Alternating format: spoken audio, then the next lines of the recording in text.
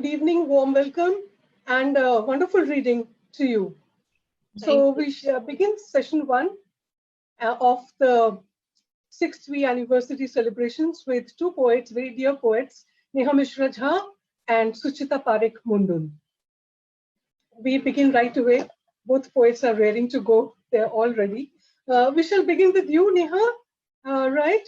And so after a poem each, then we start a conversation and then do more poetry, right? So warm welcome once again, dear poets and everybody watching live in the groups.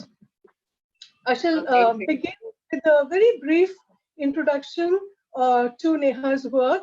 Neha is a very dear friend and also amazing organizer of the MAP Festival Mumbai, and I hope she starts again. So let me just give a brief introduction before we start off.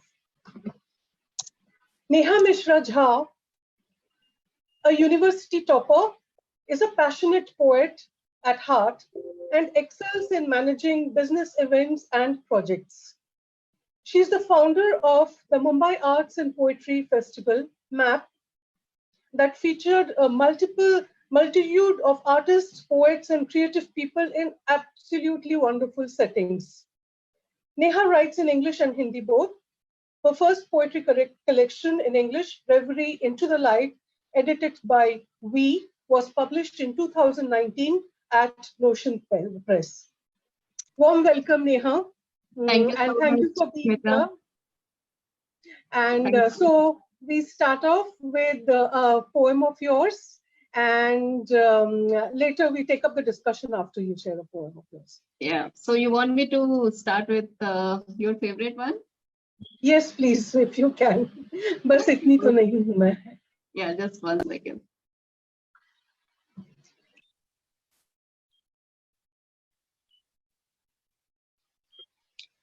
Okay, so this is Smitha's favorite poem, and I think I read it on every event that I join. So I think I'll start with the same. The title is बस इतनी तो नहीं हूँ मैं. मुझे चांद ना भी कहो, मुझे चांद ना भी कहो, मेरी आंखों में सवेरा, मेरी जुल्फों में शाम ना भी देखो. मेरे गालों की लाली, कानों की बाली, बातों की मिठास, अधरों की प्यास, पैरों की आहट, सांसों की कपकपाहट ना भी महसूस करो, क्योंकि बस इतनी तो नहीं हूं मैं. हाँ, कुछ किताबों में इतना ही पढ़ा होगा तुमने, बड़े पर्दे पर इतना ही देखा होगा तुमने, करीबी दोस्तों से भी इतना ही सुना होगा तुमने, लेकिन बस इतनी तो नहीं हूं मैं. बहुत है मुझ में भी प्रतिभा, साहस, आधार, अलंकार, अहंकार, वो सब कुछ जो तुम में है, या तुमसे ज्यादा ही कहें. जानने की इच्छा नहीं है तुम्हारी, जानती हूँ. मानने की इच्छा भी नहीं है तुम्हारी, मानती हूँ. क्योंकि अगर जानते और मानते तो ये लाल फूल, चॉकलेट के कुछ गुलाबी टेडी बेयर लेकर नहीं आते. मुझे बाइक की जगह स्कूटी नहीं सिखाते, सिर्फ रोमांटिक मूवीज नहीं ले जाते. एडल्ट जोक्स मुझसे भी बांटे जाते. कहाँ जमीन लेनी है, कहाँ घर बनाना है, सलाह मुझसे भी लिए जाते. और जनाब, सुबह की चाय कभी तुम भी बनाते. तुम्हारी इक्वालिटी की परिभाषा और मॉडर्न ख्याल मेरे टैटू वाले हाथ और छोटे बाल तक ही सीमित हैं, लेकिन बस इतनी तो नहीं हूं मैं. तुम्हारी सोच से काफी बड़ी हूं. Neha, what a start! I just love this. और वो जितनी बार सुनती हूँ ना, उससे और भी ज्यादा अच्छे लगने लगता है, मतलब. Thank you so much. You love it so much that I have also started loving it more. कहाँ जमीन लेनी है, कहाँ घर बनाना है, ये सलाह मुझसे भी ले. और कभी सुबह की चाय कॉफी बनाना. क्या बात है नेहा, बहुत खूब. परेशानी है, मतलब बहुत ही बढ़िया ये. और काश मैं भूल नहीं जाती वो इंग्लिश ट्रांसलेशन निकालना, वो भी अच्छा बनना था. मेरी पहली ट्रांसलेशन रह चुकी है. Yeah, I would love to read that. I know. I don't know where I've lost it in all those directories. मिला ही नहीं. Anyway, so what I'll do is I'll introduce Suchita, and she can read a poem, or फिर हम फिर आप. Yeah. Suchita Parekh Mundul is a freelance writer, copy editor, and poet. She has worked with magazines and websites. Her articles have appeared in The Swaddle, Femina, Times Internet, Daily O, DNA India, among others. Her poetry has been featured in literary magazines such as the Bombay Literary Review, Yugen Quest Review, Outlook India, Sahitya Academy's Indian Literature, News India, Parcham, Visual Verse, and several others.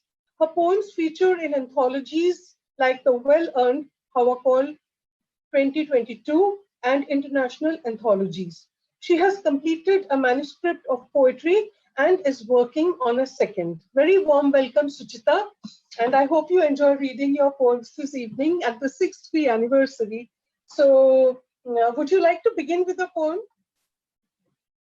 Thank you. Yes, I'll just get it set up. So my poems tend to be short, so I'll read maybe 3 of them together. These were written during this year's Poetry Writing Month. These have been published in a Yugen Quest review in June 2022. And they're based on the prompts that were shared in the group by various group members. So just, okay, the first one is called Wisteria. All I know of wisteria is its wild efflorescence, like a woman singing to forget, drowning her throat in flowers. Okay. The next one is titled Breath. Each breath carries a forest, a network of rhythms that speak to each other, that whisper in the language of 1,000 trees, their leaves holding emerald secrets in veins, trunks gathering love in roots. Beautiful, absolutely, absolutely beautiful. Network, yeah, it's amazing poems. So, what are these short poems called? Like, what do you have a? How do you classify them, if you do? Well, one person once told me that to them it was like eco poetry, nature poetry. I haven't really labeled them as such. Right. I do seem to lean more towards nature when I'm writing about various issues, so that does tend to come out. Right. Yes, it reflects, absolutely. Yeah, beautiful poems. Thank you so much. Suchita, we'll come back to you with a question and a request for a poem also. So let's get back to Neha. Amrita has come. Let's admit her. Yeah.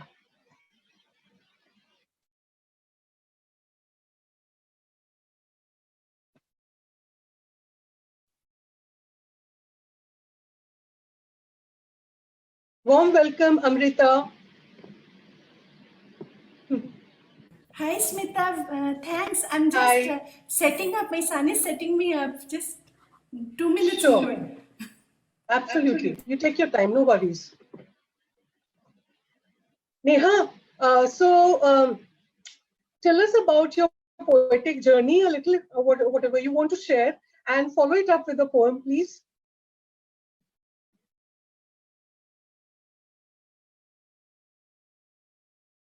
Oh, sorry. Yeah. I think I started writing when I was in school, being little introvert. So then you start writing your feelings down in the diary, and then later on you kind of turn them into poems. So I think these days, any kind of emotion, whether it is anger or frustration or even happiness, anything. So whenever I want to bring it out, maybe instead of talking about it, I prefer writing about it, and that actually, gives me that sort of ease, and I feel very relieved when I write. So I think it is a way of letting your own emotions come on paper. But Yes. yeah, sometimes it might not be an experience which you have had. You know, it could be something which I hear from you, like Smeetha ke saath aisa hua, and maybe I want to write about that. So even that is some kind of satisfaction that you get when even you write about others. So Right. Yeah. it's a way to just vent out. Very comfortable way. Yeah. That is how I started. Later on, I did participate in some open mic when, there was a phase when there were a lot of open mics happening in Mumbai just before the COVID, I would say. So I participated in a lot of them, and that is how you get confidence of, performance, and you can even, read your poems. And then later on, as you already know, the passion took me to start this music art poetry festival in New Bombay, and we did like two in Bombay and one in Colaba, and 4 events we did. Yeah. They were all very good. Started from Sophia also we did. So those went quite well, and we got to know so many poets. Like I got to know you and Jasmine Khurana or Sudeep, everyone through that platform. So even if it's not happening today, but I made a network with all these good poets, and it has been a beautiful journey knowing all of you. It's a kind of different group that you have who share same kind of emotions and same kind of passions. So it has been nice. Absolutely wonderful journey that is. And I'm so glad, and we are also glad to be a part of it. It's extraordinary. I mean, when you said it, it didn't quite give the full flavor and the picture and the extraordinariness of it. It's an extravaganza. And I really hope you start off again. Yeah, All the best, Neha. And do you have a favorite poem, which you love to read everywhere, other than the one?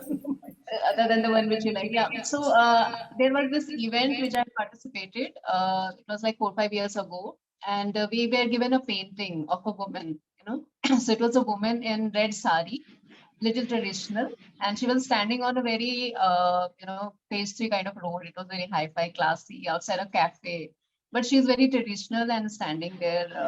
So we had to write a poem on that.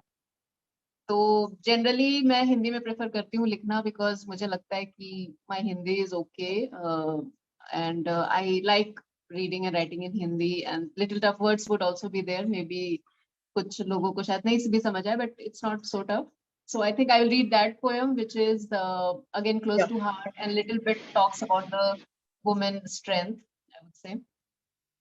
So the heading is Roof. So this lady is standing outside the cafe and some people are talking about her. These guys are talking about her. आज की नहीं कल की नारी है, देखो ना पहने साड़ी है, क्या चटक रंग है, बेढंगा ढंग है, आजकल के मापदंड पे तौलो तो बेडौल अंग है. So these guys are talking that आज की नहीं कल की नारी है, देखो ना पहने साड़ी है, क्या चटक रंग है, बेढंगा ढंग है, आजकल के मापदंड पे तौलो तो बेडौल अंग है. Now this lady is saying, सुना मैंने जब तुम ये बोले, हंसी आई, इसलिए नहीं कि तुमने मेरी सुंदरता को मापा है या कि बातों के मीटर से मेरे अंग अंग को नापा है.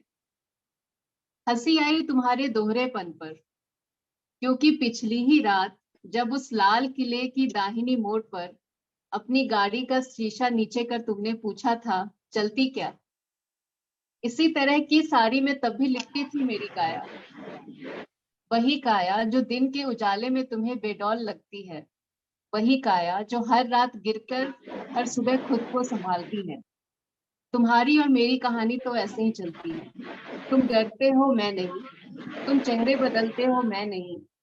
मैं उस पुराने किले की मोड़ से इस मॉडर्न कैफे के मोड़ तक, साड़ी के लाल दागदार छोर से इस साफ हरे छोर तक वही हूँ. हाँ, कब कहा कि मैं सही हूँ, लेकिन तुम अगर साड़ी का रंग ना देखकर मेरे चेहरे का अभिमान देखते, रात के अंधेरे में भी मेरा खुद के लिए सम्मान देखते, तब शायद इस मापदंड के दोहरेपन से बाहर आते. आज की नारी हूं या कल की, इन बेतुकी बातों पे नहीं जाते. मेरे जीवन में तब शायद तुम कुछ अहमियत रख पाते और तब शायद मेरे रूप का सही विवरण तुम कर पाते। Ooh, wonderful, absolutely. Or matlab, you speak so straight and direct, and it's so poetic at the same time. That's the beauty of your work. I've always felt. I think a lot of people read Absolutely. quite nicely. I'm not so good at reading because I still feel there is a lot of work required. But okay, I think the emotion reaches. Yeah, it comes through. Yeah, absolutely wonderful. ये तो मतलब और भी उससे भी ज्यादा बढ़कर है, This is a बहुत ही little ज्यादा. stronger, yeah. Yeah, amazing. It's Thank you so beautiful. much, I really Neha. envy because I want to write in Bengali, my mother tongue. And my Bengali is a bit, class 6 level. So it's been a lifelong regret. And I agree with Smeetha that you recited it with all the right feelings, right pauses. Thank That's you. wonderful. I wish I could, yeah. Yeah, I know. That's a kind of wish deep in each of us, right? Who write in English would like to equally well write in our mother tongues. Yeah. Before we proceed, let's say a big hi to Suneet Madan. Suneet, hi. Hi. Hello. Yeah. Warm welcome. Thank you. Thank you so much. Hi, I Suchita hope. too. Sorry. Hi. Hi. Skim legs. So meet all of them. Suneet, this is Amrita, and the poet you heard just now, Neha. Neha. Neha Mishra Jha. And next to her is Suchita Parekh Mindul. So they both have already read 2 or 3 poems. And now that you're here, we'll continue with the conversation and more poetry. I'm wondering, should I also introduce you, and do you want to read your poetry, or do we continue with those two and then?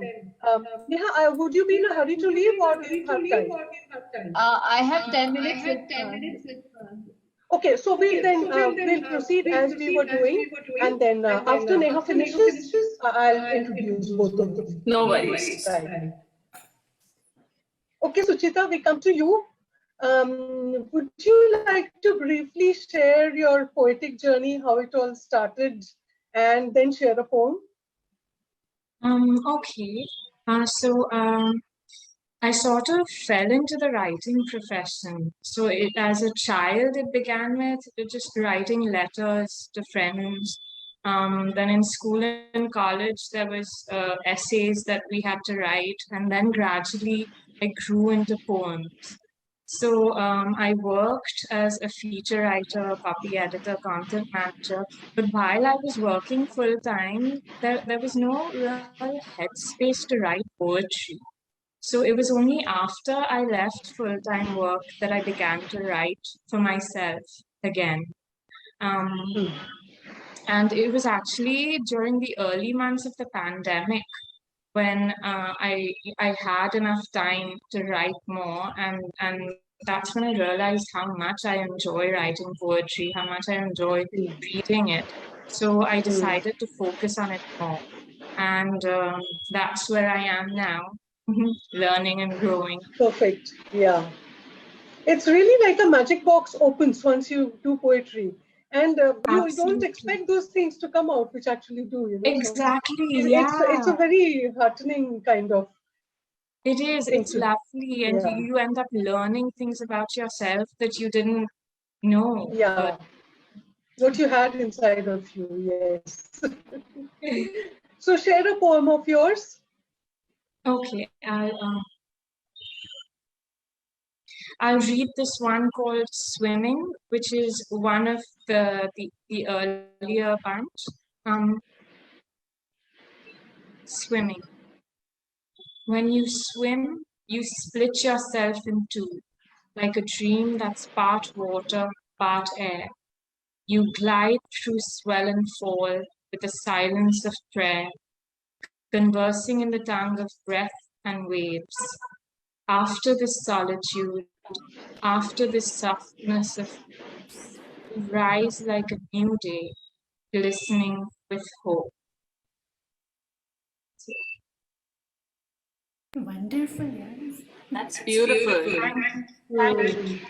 so much. Absolutely beautiful. I'd actually I tried look to forward write. to many more. Sorry. No, I'm saying we look forward to many more from you as the evening progresses. Yeah. What were you saying? I'm so sorry I interrupted you. No, I was just going to say that I had actually tried to write a poem on swimming earlier, but it had not come out well at all. And then after a few months, it suddenly came to me, and I sat down to write, and it came as if it sounds odd or pretentious or whatever, but it just came. It just flowed, and I was so stunned after I wrote it Yeah. because it didn't feel like it had come from me. So it was quite an experience. Yeah. Thank you so much, Suchita. We'll come back to you. Neha, okay. So share a little about how you write poetry, when you write poetry nowadays, and also a little bit about MAP if you would like to, or, or other exciting parts of your poetic journey. So when I write is generally, people write when they are free, I guess, most of the people. But I think I write when I'm in a lot of pressure because I have to throw it somewhere, vent it out somewhere. So when I'm very busy, traveling and there is a lot of work. So I work as a B2B event manager. So there is a lot of traveling, a lot of work. So I write in the flights or, during the projects when I'm so busy, but I have to, find that solace somewhere of 5 minutes.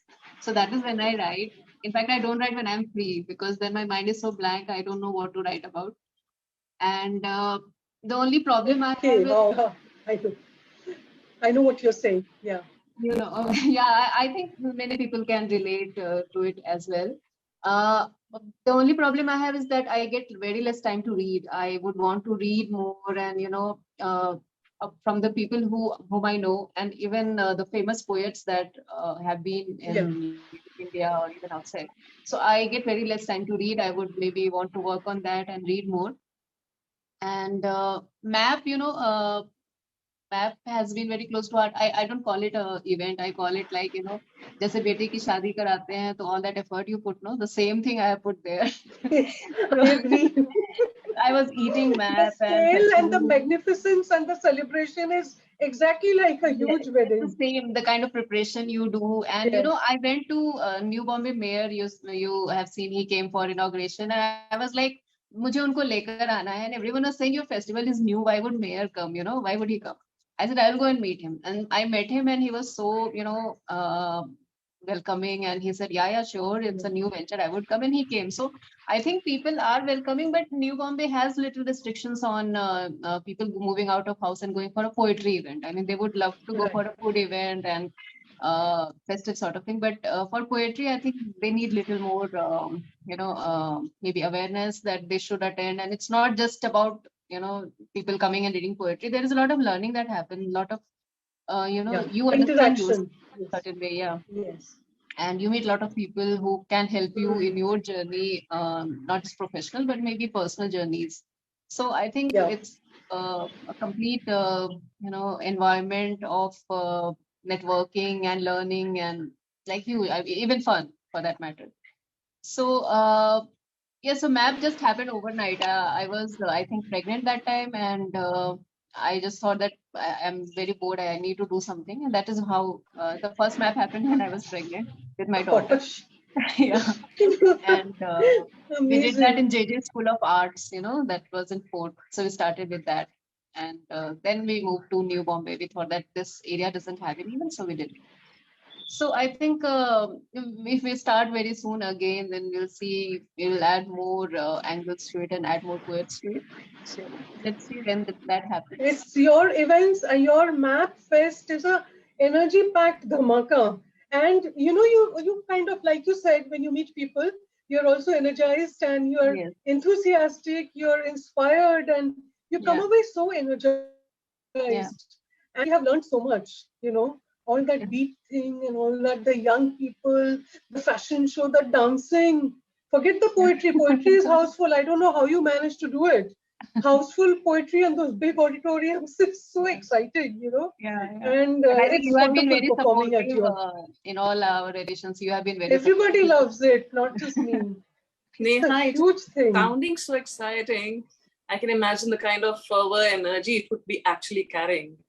Amazing. Yes. Yeah. Let's see if we can do it again. I mean, just You planning. must. We look forward to it, Neha.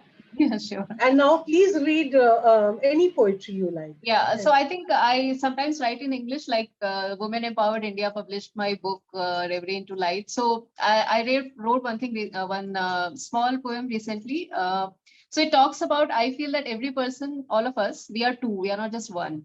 So one is very practical, हम काम पे जाते हैं, कमाते हैं, खाना खाते हैं, the very practical normal life. And the other person, no, that is, that lives in some illusion and it just imagines Dreamy. things, dreamy kind of, So I have written something about that. I am not one, but two. I am not one, but two. Poles parallel, look alike. One in senses, knows the maths, follows the science, talks literature, the perfect picture. Other at ease, no hurry, no pressure. One tricks, other tries. One walks, other flies. One reasons, other just lets it happen. And I know whom to be when. So I know when I need to be which one of these two. That's a very savvy and very lovely poem. It's Thank you. fun at the same time, it's very thought-provoking. Yeah. So, that's it. Since you're in a hurry, maybe I'll ask you to read another poem so that even if you don't complete the next round and you want to leave, then you're free. Okay. Okay. So I will read one more.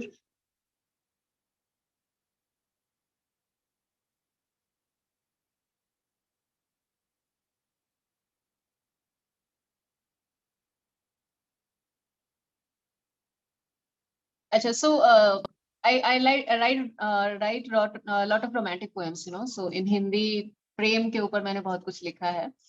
So that's I would read something on that because I haven't read any poetry on prem.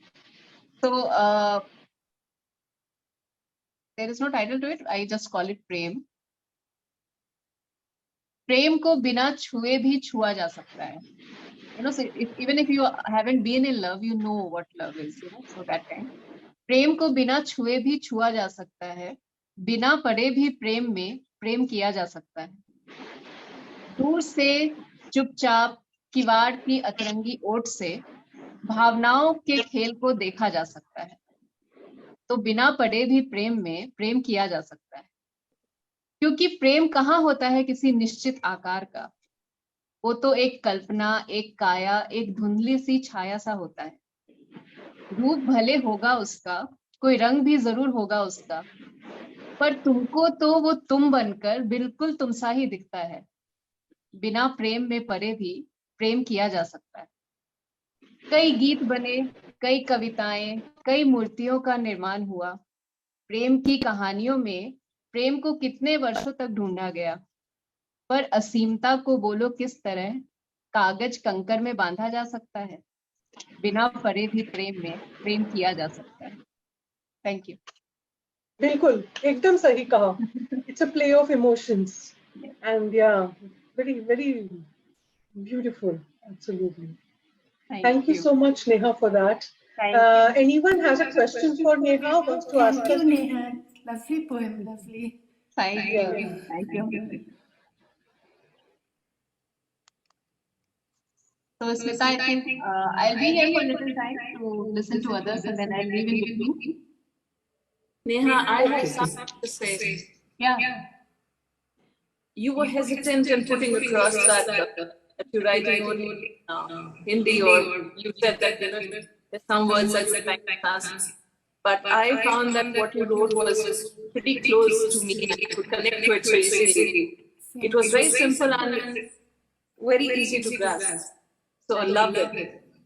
Besides that, the thought process which goes behind it was amazing. Thank you.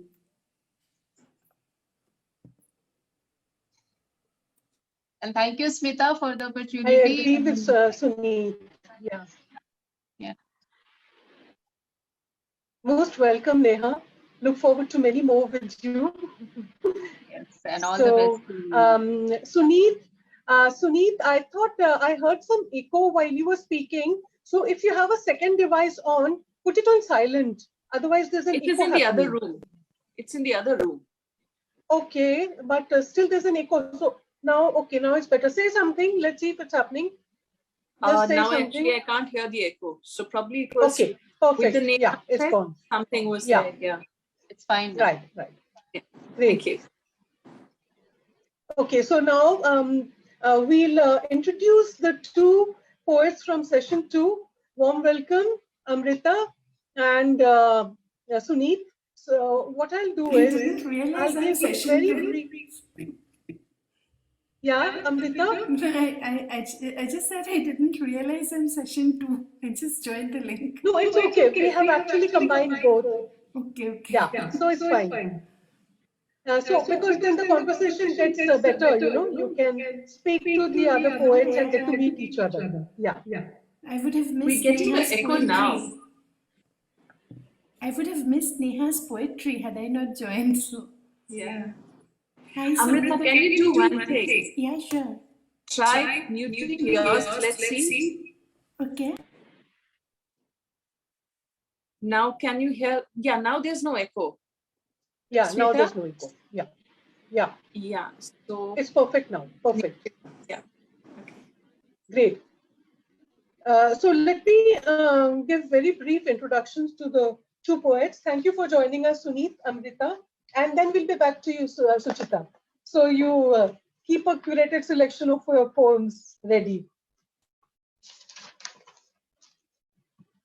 Let me start with the newest poet in our group, Dr. Suneet Madan.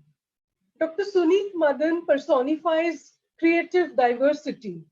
Connecting life's dots with insatiable curiosity is how she defines herself, and the same is reflected in her creations. Suneet has a doctorate from CEPT University Ahmedabad, Masters in Design from IIT Bombay, and Masters in Mass Communications from Kurukshetra University. She has lived all over India. Her art and writing interrogate while celebrating the essence of life using myriad multimedia. Her poems and short stories have been widely anthologized and appear in the Indian Poetry Review and the Asian Literary Society's blog. Suneet is the recipient of numerous awards, national and international, the most recent being the Master of Creative Impulse International Achievement Award in World Literature during the World Poetry Conference 2, and a recognition certificate from the International Watercolor Society as the top two winners of the theme song contest used verses from her poem. Wow, that's so exciting, Suneet. Mm, Okay, let me finish the introductions, then we can continue with the poetry and conversation. So let me complete the introductions at one go. Warm welcome, Amrita. Thank you for joining us and making this a very special V6th anniversary. Amrita Valan is a writer with 2 published books to her credit. Arrive with Earthy 50 Poems, Gloomy Seahorse Press 2021, and a collection of 17 short stories, In Between Pauses, Inspired Press 2021. She has had numerous poems and short stories published in international online journals and anthologies. She won a jury award for her ekphrastic on Van Gogh's Café Terrace from the Friendswood Ekphrastic Poetry Contest in 2021, where she was selected to read her poems in 2022. She has narrated a few short stories for Alan Johnson's Storyboard. That's very exciting, Amrita, and I hope you're going to read some of that also to your poems. So may I now request Suneet to share a poem and then say a little about the journey as a poet. Thank you. Okay. Something very close to my heart. In fact, my reason of being around is definitely, like for everybody, it's like, it's my parents, and the person who handheld me into the journey of poetry was my dad. So, Okay. and he's no more. He's, but the way he took me through the entire journey, and the way things happened, I would dedicate the first one, the poetry introductory thing, for him. And that's something which I'd like to read out first. Sure. I let you go. I let you go, Dad, for I could see you suffer no more. Your soul was resisting, but your body was desisting. The twain remained in a long battle, but the latter could take it no more. More unconscious than conscious, you were here, but not really here anymore. There were times when you looked straight into my eyes, talking not to me in person, but connecting to my traveling form, my soul. There were things you said, my heart knew what you meant. I tried to respond. I hope my messages traveled to you. Now that you are gone, I look at your form in the frame. I still talk to you, though I do not want to disturb you.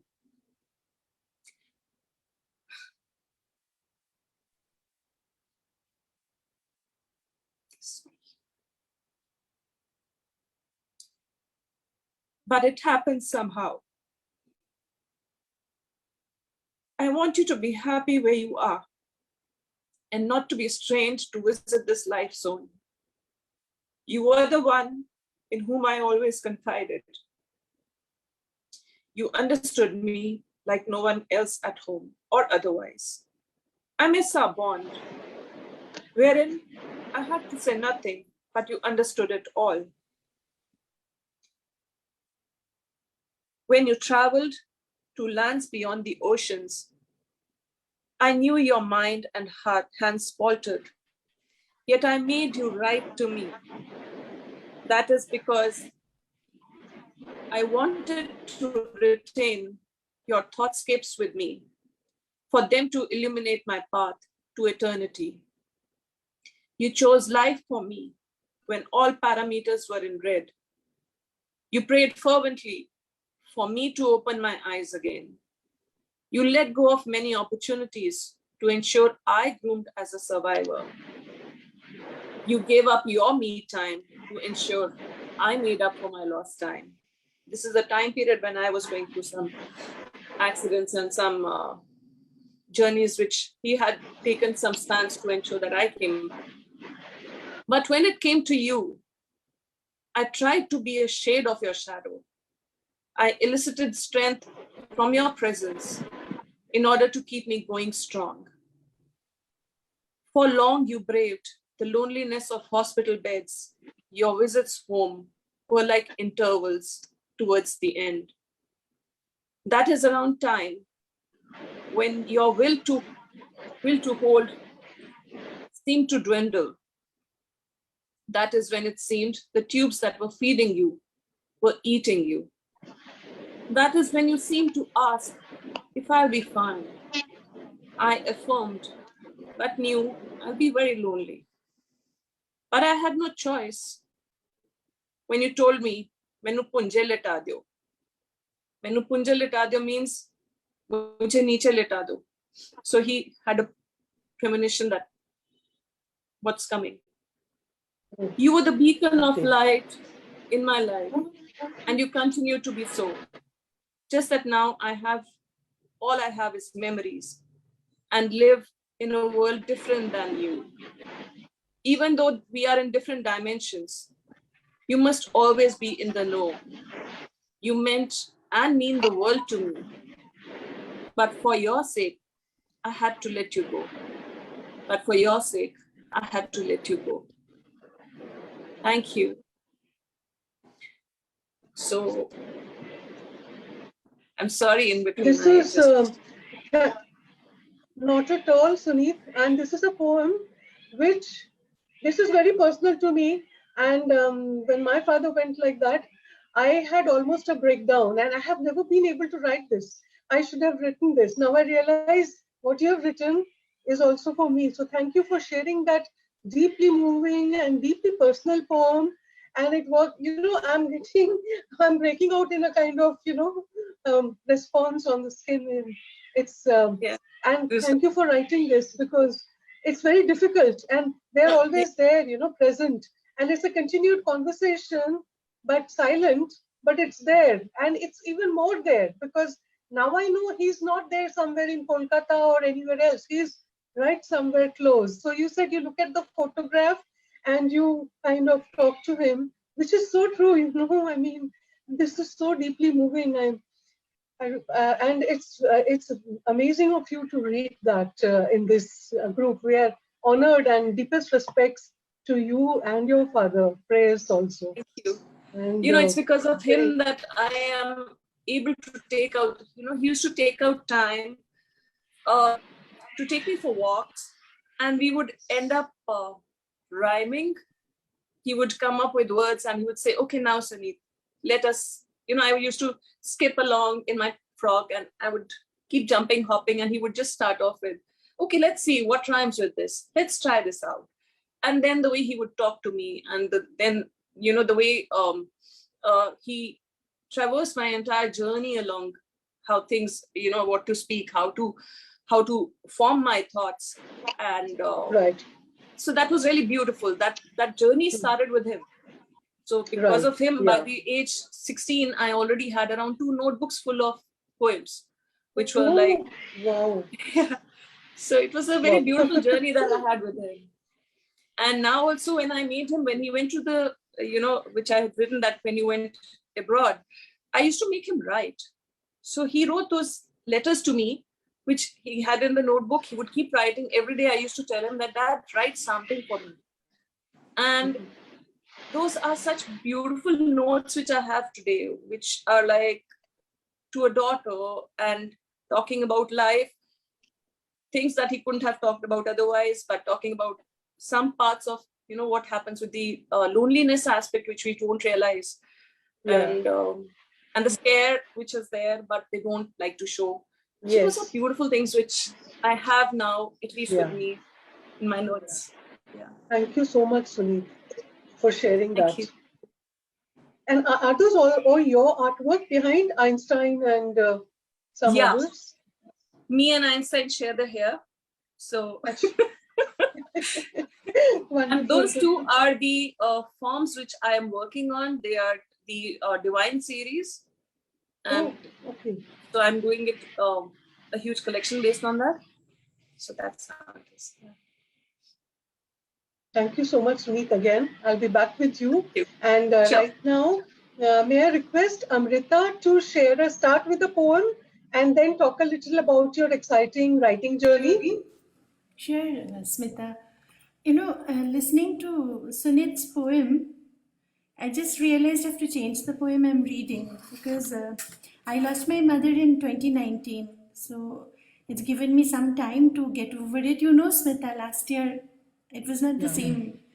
And this year I had totally chosen poems, nothing to do with that. But maybe I'm meant to read this one out. So I just changed my poem right now for you, Suneet. So, yes, because went through the same thing for mother. And for a daughter, I know the father figure, what it means. I'm quite aware. I'm the only daughter too. So I'll just read this out. This is the reason for it is, like I said, insubstantial. I don't even know, which one I've written like since she passed away. The most of the poems were for her. At one point of time, I thought I should give up writing because I can only write about my mother and nothing else. So I don't even know what this poem contains at the moment. But it's one of the few in my book, the book which I got published. You are insubstantial, and I am welded to you. You are barely there, eking out a frugal store of life from meager supplies, and I am welded to you, which means she was alive then. You are a fragile breath in an ethereal state of Lent, denied succor,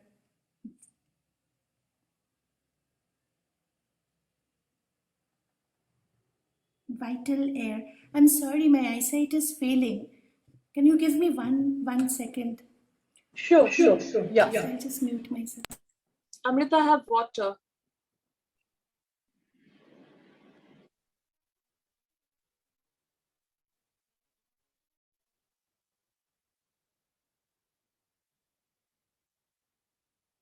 I'm so sorry, I need prescription glasses. I think I could not read because the writing is very minuscule. Denied succor, vacuous vital air, incognita mother, hardly there. You walk in a trance, a dizzying faint, eyes, granite bright chips of ice. Mine, frightened, penitent, mother so far removed, aloof, hesitant. The further you go, my dearest, harder I weld my heart to you. My promises unspoken, unheeded, to be forever one with you. Hear my silent cry, bear my broken echo. Hear my resonance in an imperfect universe of folly. Twinkling, tears sob. Parsimonious ferryman of souls, abridged at your ghoulish jetty. Before your ether bridge we daring stand, still doggedly making merry. Fast we hold our familiars, our faith ingrained. This love won't be in vain. Farewell as finality we refuse. No comprendo, desperate we pretend. Welded from dust to flesh, to pheromones, wedded forever, betrothed in frenzied fateful dance, our flesh and bone enthralled by hypnotic hormones, welded by grammatical genes, articulate blood and bone. Mother, I carry you, my holy tabernacle, dreaming covenant, on and on, never ever be gone. You are lost in corridors whose corners we yet are forbidden to turn. Your frailty betrayed, now alone, now undone. In another city, far away from you, I resurrect my room of woe. I restore our doom's memorial, building fresh structures of sorrow. On and on, unbreakable mother, this chain, ductile and oh so malleable, pain, thin beaten sheets of beautiful gold leaf, luminous, dreadful beyond belief, hideously strong, out to strain our joy, to net an entire universe voided in loss and doubt. My beatific cross, epicenter of your loss, fill my measure of rain, O dear mother, the pain of not knowing if we shall hold each other's hand, if we shall meet again. She taught me Christ's agony to lament, now herself walks avenues of Gethsemane. Indestructibly your daughter, I share your pain. Forever, Madonna, I am welded to you.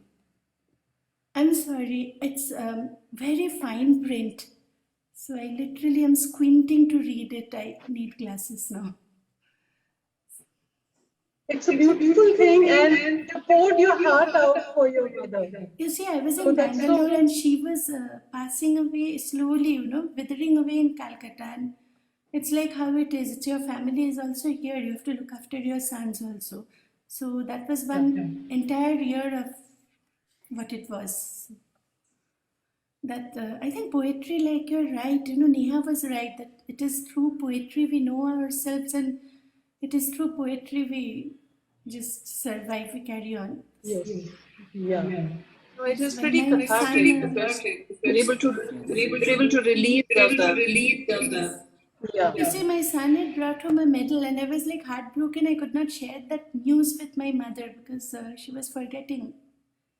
She was like in those stages, I mean, you lose your mother before you've lost her. That was what I had to go through at that time. So I can understand, this pain factors into our poetry so much when you were reciting your poem.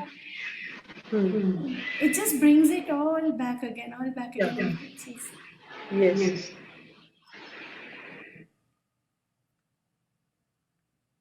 And it's also a kind of, there's this echo happening when I'm speaking, right? Do you hear Well, I an mute echo? myself because there's nobody at home except my sons.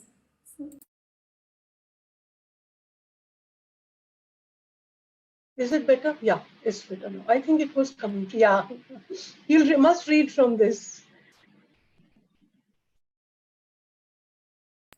You've got my book already, Smeetha. Thank you. You purchased my book. I remember. Yeah, I have it. That those, I mean, those poems. They're just.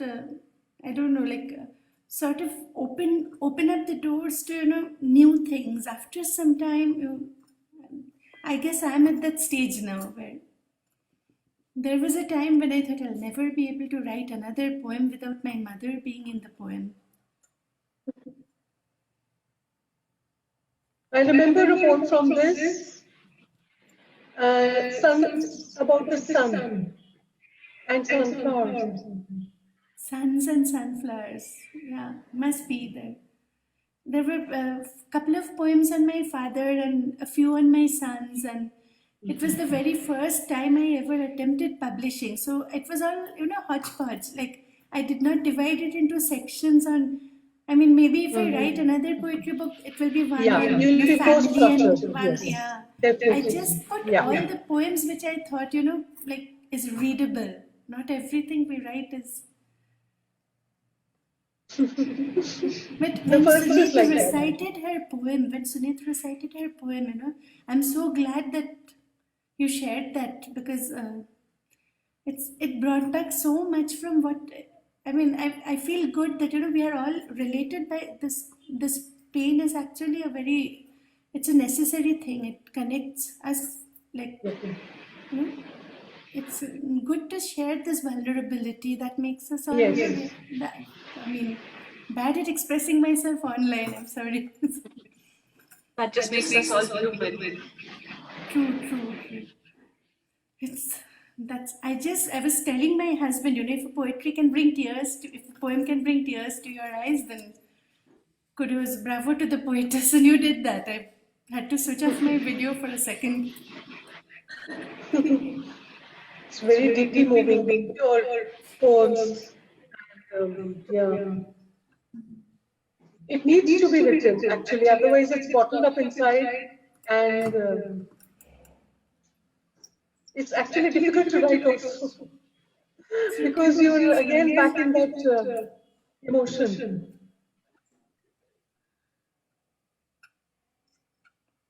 So let me change the atmosphere a little.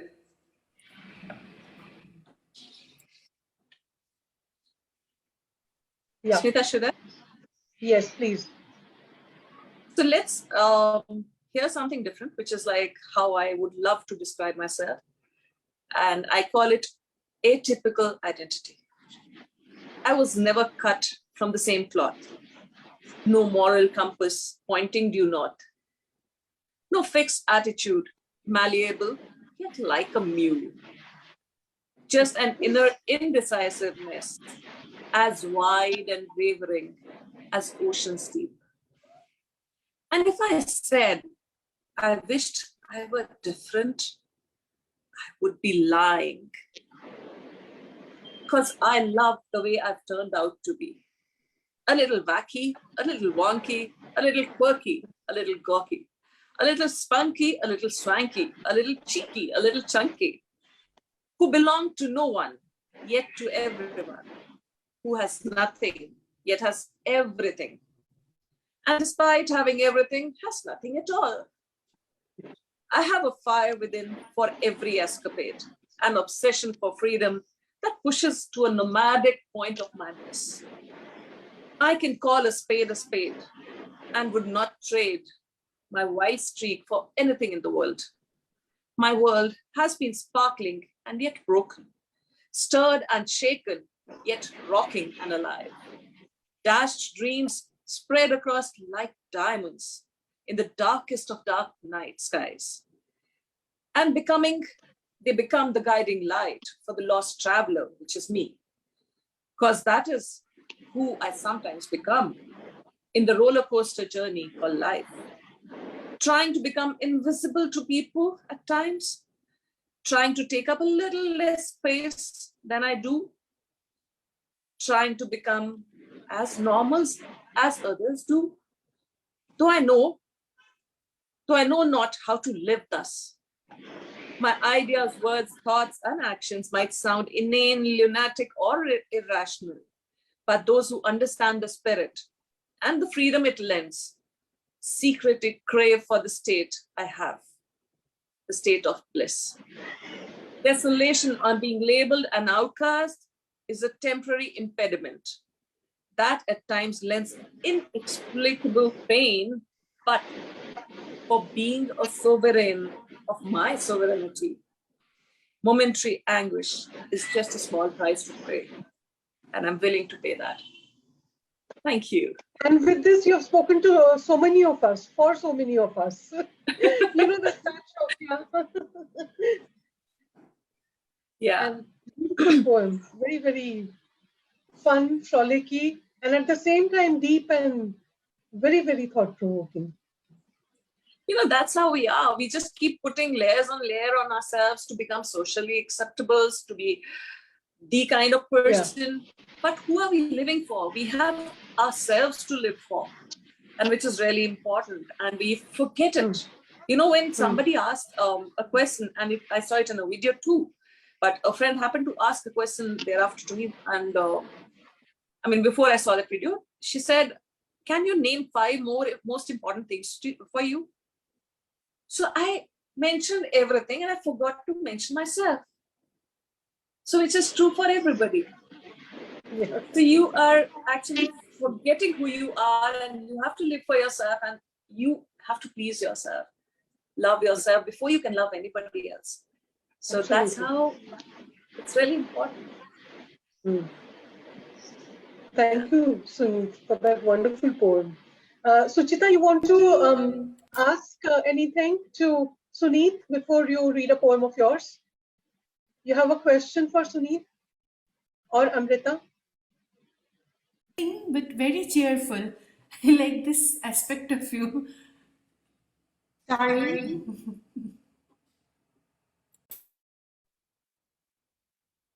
I'm sorry, Amrita, what did you say? I said it was Suneet, that this poem. Okay. I love this. Thank you. Thank you. It definitely raised the mood level now. And are you going to do this all night? Because Suneet, now I feel I have to change my next poem for you and find a jolly one. Because I've chosen a very dhamaka one for the next one, which is very staccato. Now I'm thinking, should I go with the staccato poem or get some other poem? Libran, indecisive. It's going to be a little long. I mean, I'm continuously weighing up and down.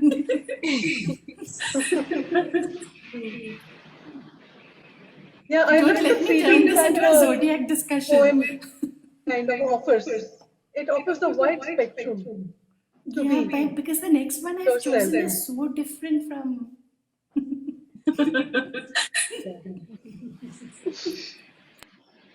Suchita, can I invite you to read a poem? Yeah, thank you. Although now I'm rather confused about which kind of poem I should read next. I had selected some poems based on war, which I'm not sure now I should read. Maybe something more. No, please do, because war, you should read about war. So Chita, you talk about war, I'll talk about healers. We balance each other out. We surely do. Okay, great. So then I'll read a couple of poems that came as response to the news of the war in Ukraine. These were first published, earlier versions of these were first published in Outlook India. So the first is called, no wait, sorry.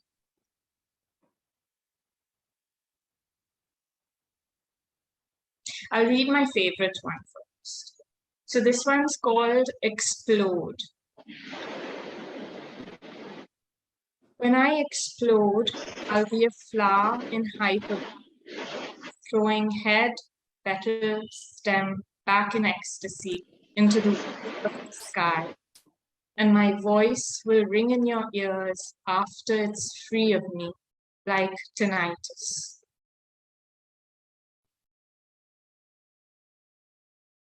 It's beautiful. It's absolutely beautiful. Beautiful, Suchita. I thought you would read a poem on the war, actually. No? So.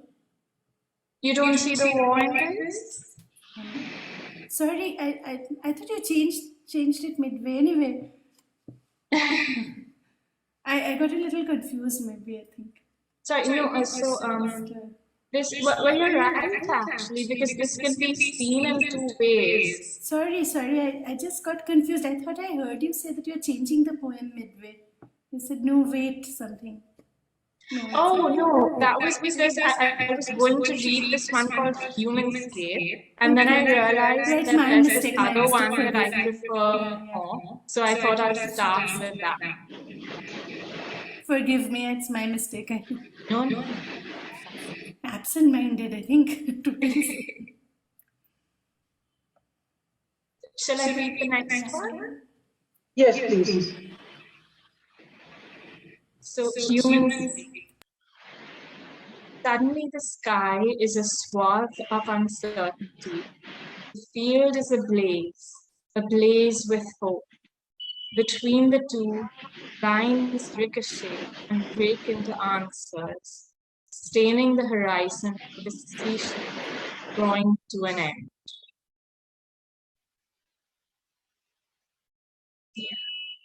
Shall I read? Suchita, yeah, you also have a poem in the Bombay Literary Review, something about learning. You remember the first one you had posted from the Bombay Literary Review? It was an online classroom. Oh, yes. That's a beautiful one. So keep that ready. Yeah, when you now you read whatever you've selected. I'm not sure I can read those because we have there's a contract that says for a year. Oh, okay, I can't use it. So okay, no problem. Sorry.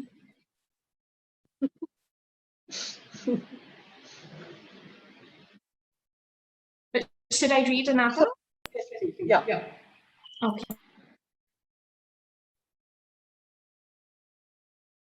Battle cry. A thick battle cry develops in the limbic system as a response attuned over time, like practiced aggression accepted within the boundaries of sport, entering the lungs from the gut as emotions do. And we count 1, 2, 3, until it is uncontainable and releases like triumph from the mouth. That's it. I love the wonderful. I'm so sorry about the last one. I don't know, but this one was absolutely wonderful. And if it is in Outlook, I'm going to go read them. Oh, thank you. I'm so happy to hear that. I don't know, temporarily confused or something. My eternal state, actually. Yeah. Wonderful poems. Suchita, thank you for them. And keep some more ready. Now we come to Amrita. Amrita or Sunil, who wants to go next? I'll do the healers. Smeetha, Okay, so now that we've talked about the war, let's talk the healers. As I lay supine on the moist grass green, absorbing the dawn light, radiant and serene, morning glories allure the birds and bees. Realization dawns. Not all doctors come clad in white or in human forms. As air gets enriched with scent of flowering mango trees, the cuckoo heartily sings the melodies of eternity. Petrichor emanates from the freshly sprinkled ground. Realization dawns. Not all doctors come clad in white or in human forms. As my dog jumps when I return home, happily woofing sounds accompanying its wriggling gait. Hectic days, tiredness vanishes, and cheeriness returns. Realization dawns. Not all doctors come clad in white or in human forms. As the moon comes up from behind the mountains, gloomy darkness gets stippled with faint lightness. Reflections in water calm the reflections of mind. Realization dawns. Not all doctors come clad in white or in human forms. As the summer's evening sapphire gently caresses me, lunar changes churn emotions in the ocean's deep. Inviting waves tantalize every pore of my being. Realization dawns. Not all doctors come clad in white or in human forms. As a newborn baby responds with toothless smile, accompanied gurgles heal even the most anguished minds.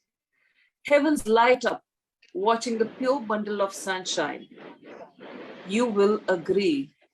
Not all doctors come clad in white, but some do come in human forms. Thank you.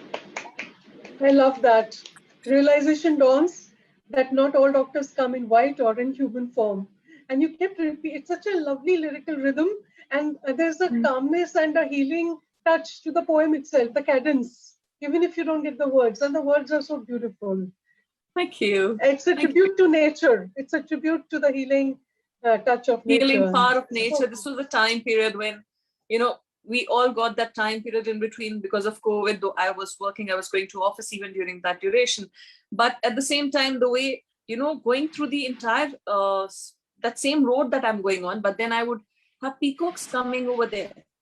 So you actually, I would stop because I had the entire stretch of road to myself where I'm finding peacocks and I'm loving those, those moments that, those were blissful.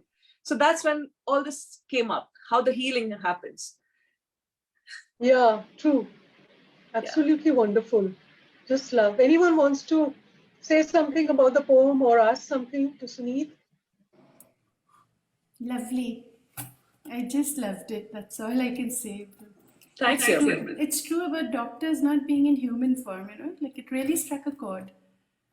So many things heal. Yeah.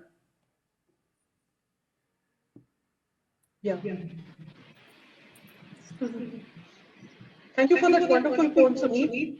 We look forward to more. And now, Amrita, do you want to read? Do you want to read a poem or a story? Smeetha, it will be a poem, but it's like, which one should I go with? I don't know. Fine, I'll go with the one which I had originally chosen. I think that's best, right? Okay, I haven't, I think, titled the poem. It was written, I don't know when exactly. So, untitled. Tears have hidden their eyes in a quiet place. Oh my god, but this is also dragging the mood down. Don't mind. I'll just carry on. Tears have hidden their eyes in a quiet place inside the heart without a home. For what hurts is never ascribed to the mind, the brain. We say it hurts in our hearts. We feel the heaviness in between coral ribs. Our inner eyes, devoid of lids, shed lifeblood slowly, quietly. draining light from searching eyes. Pupils dilate as we scan for hope, repeatedly rebuffed by eyes walled up from the inside. Blindsided, cool sunshine of desolate spring, walking with jaunty steps, avenues of leverage where people negotiate their lives for lifestyles. I stare holes into the sky, the garish red of Jubilee building, interspersed with blatant lily-livered yellow facades, scream at me, covered. Red shouts, stop vacillating, but clouds of self-doubt mist up the retina of no returns. Not used to winning, I feel lost and lose out on life. I know how people see me, not seeing me as I truly am, or if they do, they refuse to acknowledge sight. This vernal light is lonely, hushed vesper at Mata, a lovely extravaganza of yearning in wastelands, terrible wastelands, the wish to not squander my existence, pummeled, trammeled by light, hitting hard where it hurts, my bittersweet photon packets of dreams that never died. They just travel faster than me, receding at the speed of light, leaving tears, enchanted memory traces of an untasted, unlived life consigned to a watery grave. That life where things were certain and you stood up because you understood, where you were not alone, where the forest could not be mistaken for a clump of wood. That's it. Did I bring And I love your the way soft, very light touch, the way you recite. I It's have no lovely. other way to recite. I don't have a very dramatic power of elocuting. So I just, like pace it out, like let's go. It's beautifully done. Very I'm nice. so sorry, Smeetha, if I brought the mood down because each and every poem seems to be a bit on the heavy side now. No, they're really beautiful. It's really beautiful. Don't worry about the tone down or whatever, but it's like One amazing. has to write the way one writes because. True that. Yeah, absolutely. Sunil, are you ready with another one? Yes, I am. So after I am done with this particular poem, I'll be starting off with something which is the way the unique style in which I write. So that I'll talk about a little later, but before that I do so, this is another poem which I'd like to share with you, which is titled Searching for a Conclusion.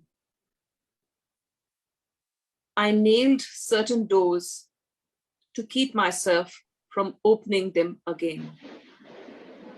Blankets of fear from unchosen past were woven into its casings.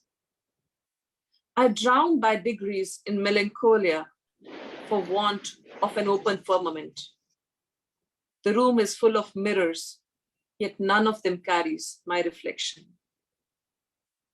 I've been living in a container that has contained and confined me.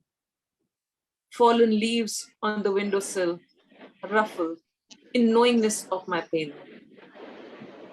Visceral desires hang on the dry sky, on the dark sky, like pinpricks in infinity. Light from the moon glistens the cobwebs on the old photo frames. Bristling discontent glorifies the momentarily momentous matters. I long to turn calendar leaves to regain my moments in the sun. Looking for a patch of green that I could eventually call my own. Ink fades from the paling sheets of my memoirs on the desk. The calligraphic words reek of neglect on the time-hardened pages. Floating in vacuum are the odd fragments of fleeting conversations. Were they the lost words or the lost worlds that nibbled away my time? Exclamations hang in the infinite space of my finite skull. Inadvertently, I haunt the places, emptiness of which haunts me. Ripped of the serenity, my thoughts seek an aurora to lighten up. Naked questions strip me bare of the thin veil I wear to conceal the soul. Am I searching for a conclusion in the middle of a convoluted plot? Thank you. I love your words, it's almost like song lyrics.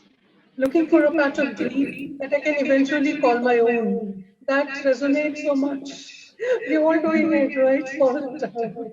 Infinite space in my finite skull. I love that line. Yeah. Thank you. And I haunt the spaces, that line also. Many, I mean, we should have the text of all these poems to read someday. Sure, I'll be sharing. I'm actually coming up with my poetry book soon. It should be with the publisher very soon. Okay, all the best and congrats. All the best. Thank you. Thank you. Amrita, would you read from Aravidasi? Or would it be Suchita or me? Suchita, have you okay, whoever. Who wants to go, Suchita? I have got, I mean, I don't know which ones to choose. I'm so bad at choosing, yeah. I think next time I'll submit it to you and you tell me which to read. Suchita, are you going on?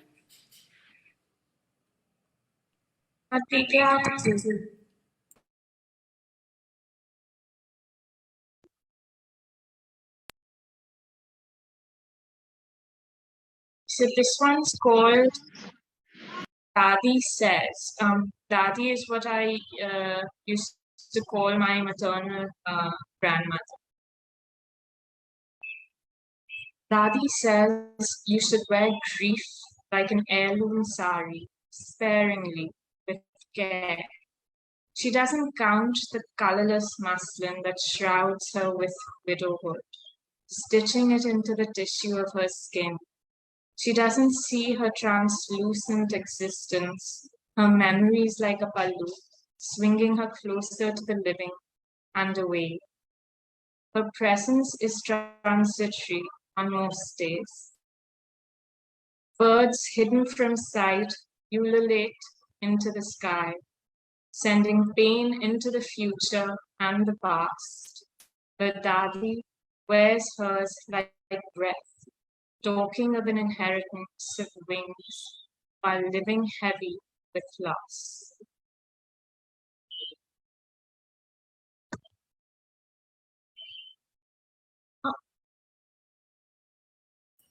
Amazing. I love the way you come up with the phrases and the way you talk about the translucent skin and translucent scheme. So it was beautiful the way you described her. Like amazing. The ululate the sky part. Loved it. Thank you so much. I wrote this one recently, so close my heart.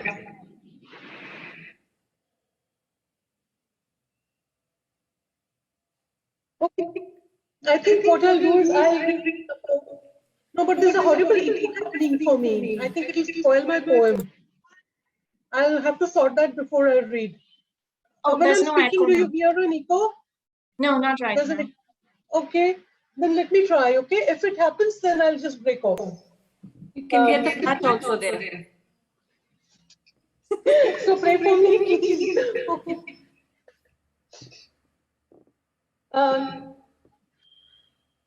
This one is a sestino with the 6 words: cash, praise, touch, ground, and once. It's titled She Arrives. She sways on the cash to the beat of drums, and electric touch her feet on the ground, her arms around her little ones. She's coming home, little ones in tow. Oh, earth moves and people sway. In merriment, some even kiss the ground. There's magic in the air, and the Kash so glorious at a tender touch. Durga, Durga, Durga reverberate the drums. In every home, the sound of drums and music in breaths, and adoring ones, new clothes laid out so soft to touch. Great is the anticipation as children sway, dancing over lanes where Kash speaks softly to a waiting ground. Ya Devi Sarvabhuteshu, your ground, O goddess, you belong to earth. Drums amplify the sounds of our hearts, and the Kash sings of your miracles, the ones where you slay demons. As they sway before falling to your feet, a dying touch. Beautiful. A touch of the divine in blown conches, ground throbbing with Dhaki's feet. They sway before your beauteous form, drums dangling, fingers tapping. They are the ones who greet your arrival with blooming Kash. Mesmerized we are, O Ma. Your Kash speaks of infinite love. Your touch renews, rebirths, even vanquished ones who were listless. But now their ground may light up like starry skies. The drums they pick up, singing aloud as they sway. Drums reverberate at your arrival over Kash. Glad hearts sing and the ground sways at your magical touch. This is to Ma Durga. Amazing tribute. Amazing tribute. Smeetha, Shubha Mahalaya to all of you. Shubha Mahalaya. And that's why the sari is on, I think you guessed it. So that was beautiful. Yeah. I love that you mentioned Ya Devi Sarvabhuteshu. Now, you made me feel I should have brought out my Durga. Yeah. Disorganized woman cannot ever get things right. And tomorrow actually Navratri starts. It's the first day, 26th. Okay. I thought tomorrow for us it would be Shoshti, right? No, Shoshti for us is it would after be 4 days. Ditya. Yeah. I can read My it. cat is now woken up and saw will your go cat, away. it's Thank too you. cute. And it's got its tail up like this. Okay. Smeetha, should I read now? I've got one poem. Please, yeah. Okay, again, it's like totally different from this last one, but it is still not cheerful. Perfectly fine. And the name of the poem is This Isn't a Poem. I think Smeetha is familiar with it. I think I wrote it for Gloporim 2018. Okay, and one of you, I think, praised it, and that is why it's forever stuck in my memory. I must recite this one. This isn't a poem. This isn't a poem. This is a hammer stroke, chiseling void, beating my space smooth against unruly time. This is nature versus nurture. This is an aneurysm, bleeding out my future. This is anything but lines that chime to elegant rhyme. This is discord, disconnect, discomfort. This is deep vein thrombosis that numbs arterial rain. This isn't self-expression. This is discovery, retrieval, perhaps rescue. Perhaps they know, the gods that be. This isn't a statement of purpose or intent. This is Morse code, SOS, set in a dream. Wow. That's all. Amazing. But tell me something, am I being very, opposite of cheerful? Melancholy is a poet's heartbeat, so you're being perfect as a poet. I long to bring out something cheerful.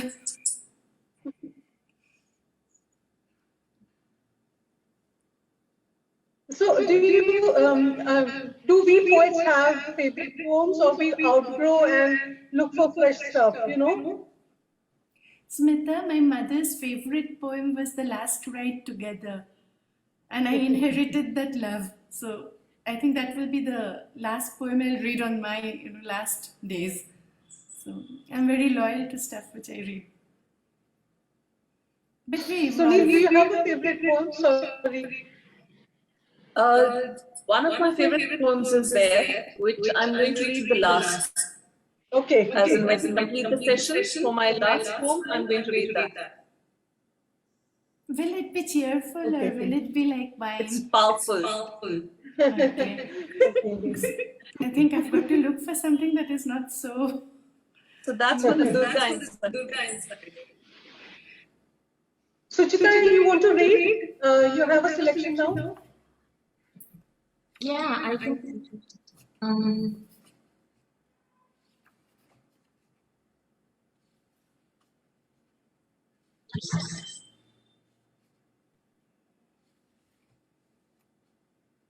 Okay, I have a couple of Sirich easy ones, and I have this one called Peacock, which I promised to read today. So I'll start with that.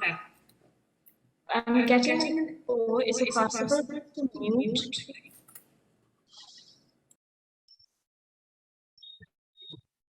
Thank you. That's big. Peacock.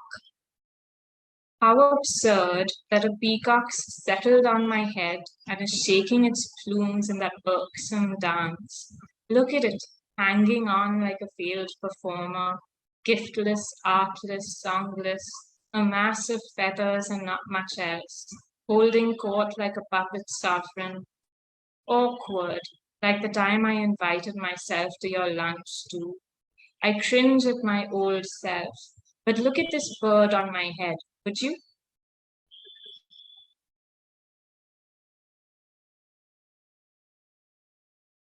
Okay. Like them short and sweet. All my poems tend to be short. I know, but good images. So. Oh, thank you. It's a lovely line. You've got to, wait for that end line, punch line. Now I realize because I go on and on. I want to shorten the, that's why I joined the haiku katha, this thing, because I want to learn how to condense and, compress it. I'm going to learn forever, I think. No, but I really admire poets who write long poems. That's something I can't seem to do. We admire the opposite things. I long to write something very short. For me, 10 lines or 14 lines, wow, it's a short poem. Like you've just started. Yeah, I know. It's like Ramayana and Mahabharata. So this is actually reminding me of this keyword that we use in social media and online writing. It is called KISS formula. Keep it simple, stupid. So it's like short and crisp. Yeah. But yeah, for Or poets, keep it I think simple, it just sweetheart. goes on, whichever way. Or keep it simple, sweetheart. When you keep it mild. No, that's the thing which is like by Craig. I think it was used for the U.S. Navy, if I'm not mistaken. That's the initial start of this. It's called the KISS formula. Now, because we as poets, we got so many things. Sometimes things come out just in a few sentences, and sometimes you're able to just pour your heart out. So I think, Amrita, you should just go with the flow. Just let it be your life. Nothing else to do, you can't stop it. It's like unflushable. But you have ultimately, as you grow older and you start reading all your fellow poetesses, hey, I want to do that. That's what I want to do. The thought doesn't seem to go out of your head. Like I joined haiku katha for that because all those very short poems. I mean, no, Suchita haikus, like they're fascinating. So much told in just, just 3 lines and you're able to put across. So much told, and the more I learn, the more I realize it's going to take me ages, lifetime maybe. It's actually the most difficult thing to do, yeah. But I think Suchita would be good at it because she, keeps you alert on your toes for the punchline. Actually, I haven't tried the haiku on that much, so I'll try it out. Enjoy that haiku with Kala Ramesh, that's Sutradhar or something. Triveni Haikai or something. I know. Yeah, I think you should join that. I'll look into it. Definitely. I've joined that. I've joined it just because I want to learn, because I have no hopes, no ambition in that department. That's lovely. It's so important to keep learning. Exactly, exactly. Like she did the sestina, no? That there was a time when I was doing all this rondus, désos, sestinas, because I was so eager to learn those forms, cleaves, habbies, and then after that went back to what I was. It's like, it's like an effort, an achievement. You've done it. Now good. Go back to what you are. Because that's your inherent style of writing. Like it was just, like it's a novelty. I must do it at the time. The first 2 or 3 times you love doing it. And then, some people perfect it, those who are really dedicated. And then there are this type of indescribables. I cannot describe it. I'll give you something else to learn. Yeah. That's my next poem. If Smeetha permits. Yeah, of course. Suneet, please go ahead. Read. Okay, so now I'll describe how I actually work on this particular form. I have only 2 words, and those 2 words I use per line. Okay. Only 2 words per line, and you have to connect them. So it actually requires, it's more of a reading from the book poem. Okay. And I have a huge collection again that's going to be part of my book, which is going to come out soon. This particular form is, I haven't seen a parallel. I started, so I am not too sure whether, there's some name to it. Maybe someday it can be called Suneet style. But that's how it is. I'm going to read out 1 poem right now, or maybe 2, whichever way you want. This one is titled Ladakh Calling. Precipitous mountains, vertiginous drops, treacherous terrains, humbling insights, white dunes, rare pastures, rarefied air, meditative environments. Engaging wilderness, ambrosial tranquility, limitless vista, celestial celebration. Lone traveler, traveling inside, arduous journey, Eugen experiences. So you have to live Traveling with those. inside. Yeah. Beautiful. You have to. Lone traveler traveling inside. Yeah. Lone traveler. And you foregrounded it with all that precipitous mountains and amazing Ladakh calling. So this must be thanks to all your travels that you have done and stayed in all the places? Yes. Or what? Yes. Okay. It is that, and it is also for my love of traveling inside and outside. So, yeah. That's how it is. And there's something else which I have on similar lines, which is called Dandelion Life. So if you actually are, I don't know how many are aware, dandelions are actually, the significance is resilience, and it has got many medicinal properties as well. So if I'm trying to relate this particular poem with a human life and a dandelion life. So how the two connect. Okay. Human race, fragile appearance, tenacious existence, master survivors. So dandelions also have got a quality that they survive in the harshest of the environments. So human race, fragile appearance, tenacious existence, master survivors. Human mind, sparkling imagination, signifying hope, spreading optimism. Human environment, hostile terrain, biodiversity enhances, rapid multiplication. Human relations, peculiar fragrance.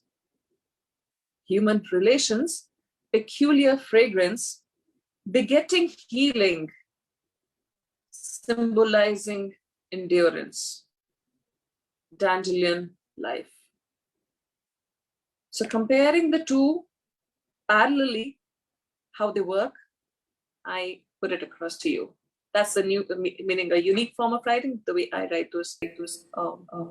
It's a series. So on life, on relation, on mundane things in life which get me, but then I write them down.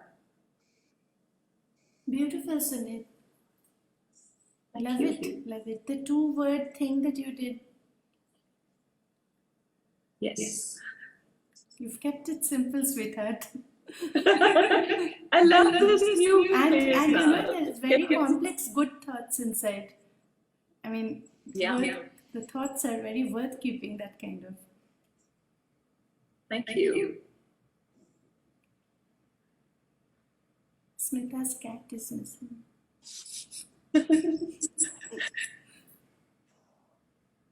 Sorry, You know, when at a moment when the cat raised its tail, I just loved that moment. Did you send the kitty away? Oh no.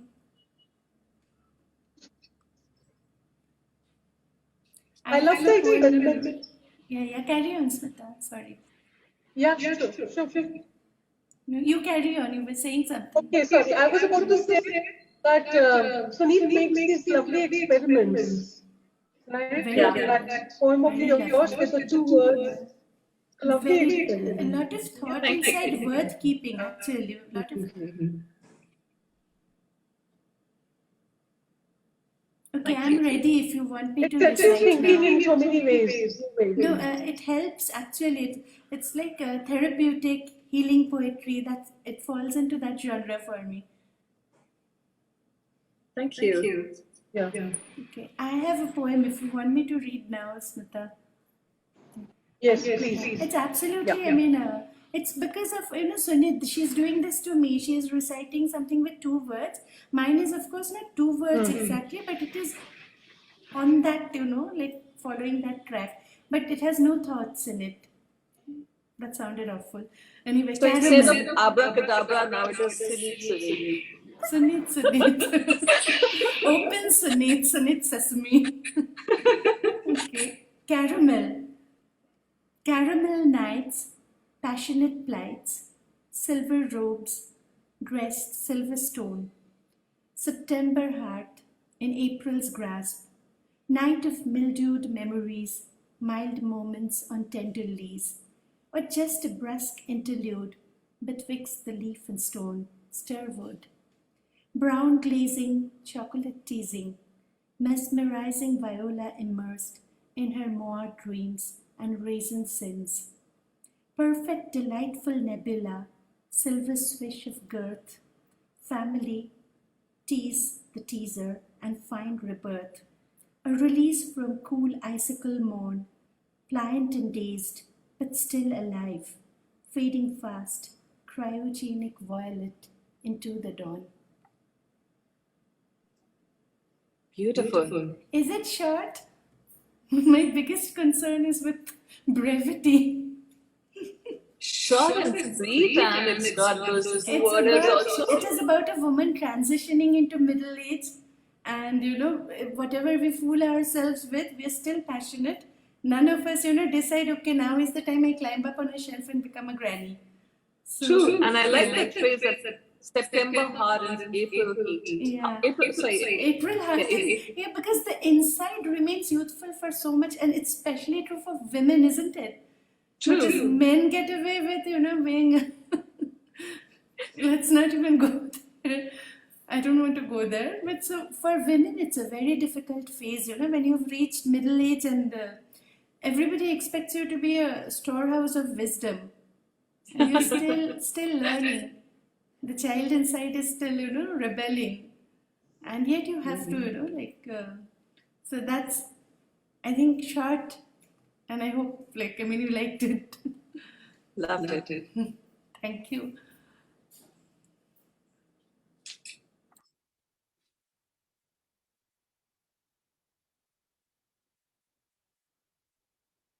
Smeetha, Are you there?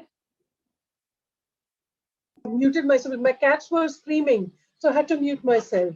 Okay, so we are. Smeetha, I want to hear your screaming cat.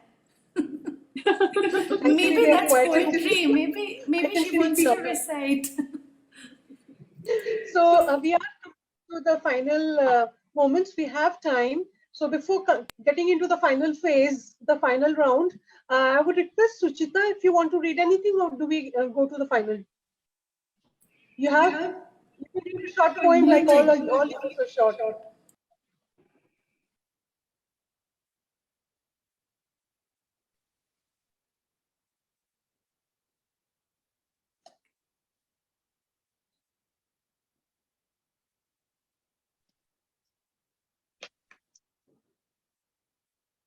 I have a couple of silly poems. I can read those. Sure. How do you define silly poems?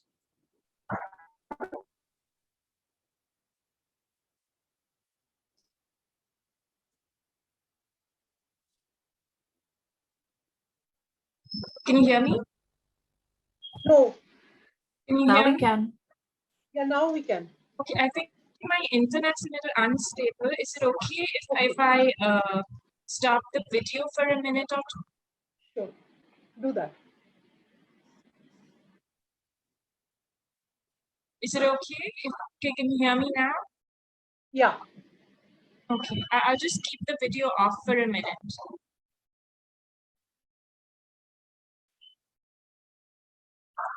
So I'll read two super short poems. One is called, the first is called Vitamin. These are basically it's on the process of writing poetry. So Vitamin. Every day I swallow a poem like a vitamin, hoping it'll boost my writing. But so far, the result is, as you see, this.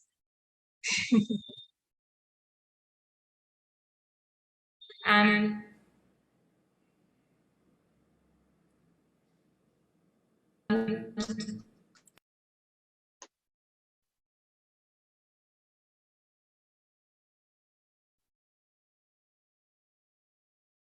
a little.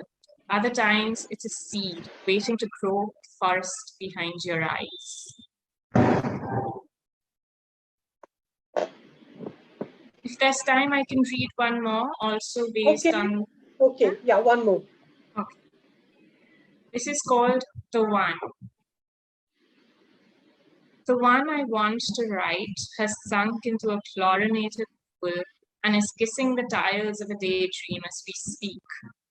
The only way to see it is from the edge of a hallucination or a faded wish. Wilderness is nowhere in sight. All that's visible is a constructed thought and a damp memory of blood and water. Thank you, Suchita, Beautiful. for those really beautiful, short and sweet beauties. Thank you so much. Thank you so much for listening, and thank you for all the feedback. I really appreciate it.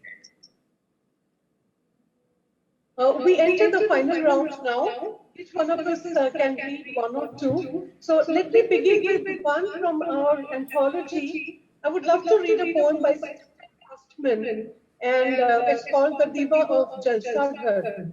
He is the poet who loves writing ghazals. This is from The Diva of Jalsaghar. Amrita, could you mute yourself? Oh yeah, so sorry.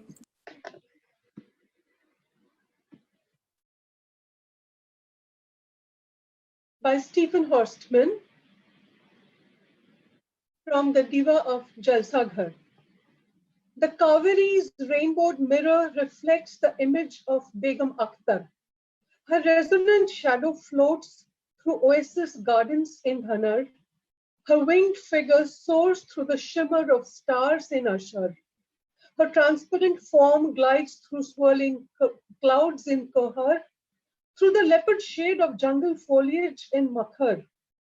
through the lilac ink of twilight skies in Bhakar, through the moonlit snow like glowing ashes in Kathar, through the zephyr stretching roses in the sands of Lammer, through the sparkling dust that hovers above plains in Shawar, through smoke jeweled with sparks rising from fires in Sadar, through the winter sky like frosted glass in Khadar. Wow. Okay, so now we are on to the final session. Each of you, please, can read one or two poems. We have about 10 or so minutes. Yeah. Amrita, go ahead.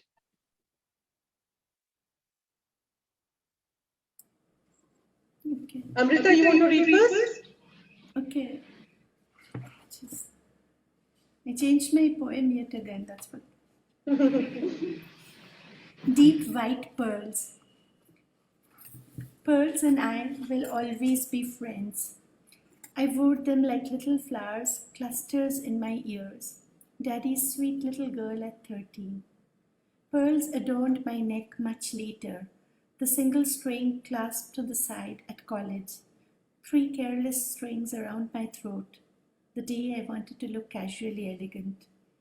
Eloquent in my newfound adulthood as wife, simpering paragon of femininity, a new bride. These days, I'll settle for cheap cut-glass rosary beads with mother-of-pearl brooch pinching me into propriety. I have learned since then to value not their showcased innocence, but the dignity of simple resilience, because a pearl is birthed in agony, an accumulation of 1,000 tears, forever compressed. That was simply beautiful. Short, right? Short, and you wearing the pearls, and so I was like kind of relating. These pearls are all my mother's. I just had one, which my daddy gifted me. That part of it is kept aside. You know, the pearls of your college days, you don't really wear them. But since then, since Smeetha in 2019 when Mummy passed away, I have made it a habit to wear. These are her saris, her pearls, and this atrocious brooches because I could not find a safety pins. I had to find something. That is all. I wear pearls a lot nowadays in the last 3 years, but not before that. Do you want another short one? Do you have time? Okay. I want a poem which is not sad, so I've chosen this. It's a mathematical love poem. Floating on the sign of the wave, I become it. I bend. I rest on the crest. Bow with the trough, touch base with my nave. I am soft tip of the wave, lips of an ocean you secretly crave. Salt wet kiss on your shores, foaming mirth, then no more. I pull in your every grain, tug your abstract pain. I am now tangent, latent floor of your feet. Receding, I leave, a fast-drying strain in sad defeat. I break hard on your lees, base of your hypotenuse, curve of your reach, your apex your muse, your obsolete ruse. Pick up your pen, write to me then. It could be birdsong or Krishna's soft flute. In total absolution, I kneel in the pews. I'm still, sign of your wave, leaving your shores, primal call to your cause. In deepest of caves, I surrender my loss. I am the rhomboid or the rhomboids or the circle. The sign is SINE sign, the mathematical, not SIGN. Yeah, I it's so don't know. ridiculous. One day I wanted to write about sine, cos, and theta, maybe because my sons were bothering me with their mathematics. So I thought this has to become a poem or I can't tolerate maths anymore. I think that's it So beautiful. from my end. I'm done.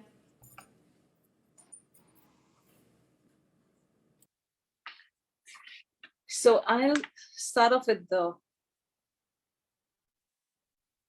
this is one poem which I'm going to present in Hindi.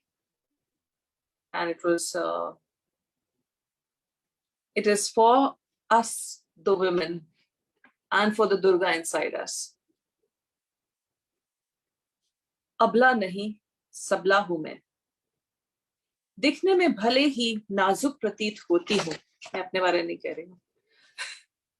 दिखने में भले ही नाजुक प्रतीत होती हूँ, संतान प्रसव की हिम्मत रखती हूँ मैं। श्रृंगार करना भले ही मुझे भाता है, अपनी त्वचा में खुश व संतुष्ट रहती हूँ मैं। दिन भर भले व्यवसाय में व्यस्त रहती हूँ, घर के सभी सदस्यों की देखभाल करती हूँ मैं। उपनाम भले ही पिता या पति का लगा हो, रोशन उसे करने में कोई कसर न रखती हूँ मैं।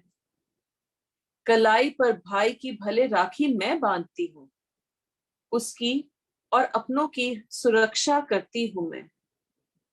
गाड़ी भले ही किसी और को चलाने दूं, अंतरिक्षयान उड़ाने की योग्यता रखती हूं मैं। माहवारी से भले दर्द अक्सर सहती हूं, सागर माता पर विजय पाने का दम रखती हूं मैं। आदमियों की तुलना में भले ही दुबली हूं, अपने बारे में नहीं बोल रही हूं अगेन। आदमियों की तुलना में भले ही दुबली हूं, सरहद पर दुश्मनों को पछाड़ने में सफल रहती हूं मैं। आंखों में आंसू भले ही जल्द आ जाते हैं, देश चलाने का हुनर रखती हूं मैं। क्योंकि मैं लौ हूं, मैं ज्योति हूं, मैं ज्वाला हूं, मैं अग्नि हूं। मैं जननी हूं, मैं दुर्गा हूं, मैं शक्ति हूं, मैं मुक्ति हूं। मैं स्वाधीन हूं, मैं सशक्त हूं, मैं विद्या हूं, मैं स्वाभिमानी हूं। मैं मणि हूं, मैं प्रवीण हूं, मैं स्वाति हूं, मैं इति हूं। मैं कांति हूं, मैं कीर्ति हूं, मैं क्रांति हूं, मैं आदि हूं।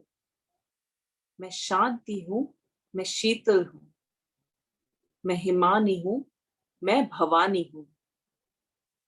मैं हठ हूं, मैं सब्र हूं, मैं दिव्य हूं, मैं अब्र हूं। मैं सिंहनी हूं, मैं सुहानी हूं, मैं मोहनी हूं, मैं रूहानी हूं। मैं चंडी हूं, मैं नंदी हूं, मैं कालिंदी हूं, मैं आनंदी हूं। मैं माया हूं, मैं सरमाया हूं, मैं ख्याति हूं, मैं सुनीति हूं। मैं हूं। धन्यवाद। Thank you. So incredibly powerful. Really Thank beautiful. you.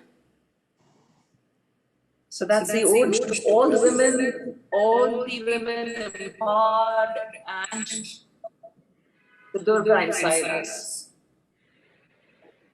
Amazing. So powerful, and for each one of us. And I Durga love is the my words you chose. Each one was perfect. Thank you.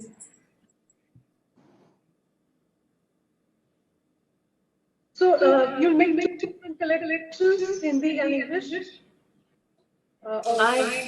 Sorry, come again.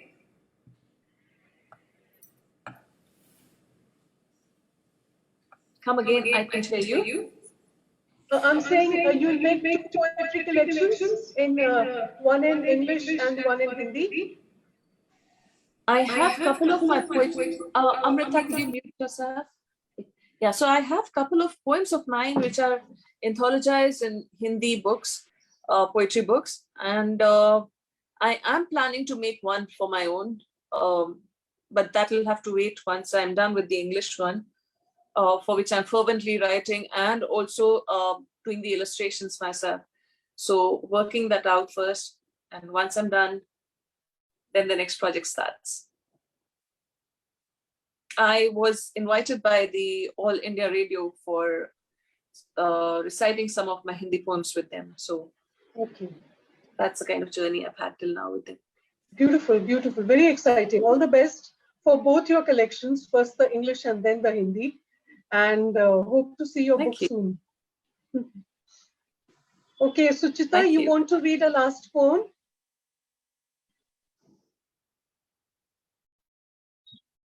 Yeah, I'd love to. You're going to have to help me decide whether I should read one about my mother or whether I should read one about a dance. Both What? aren't very, either about a dancer or my mother. Neither one Your is mother. Your mother. Mother.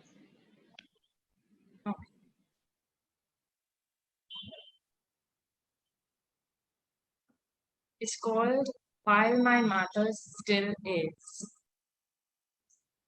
While my mother still is, I wonder how it'll feel when she shifts from sand to the water of memories.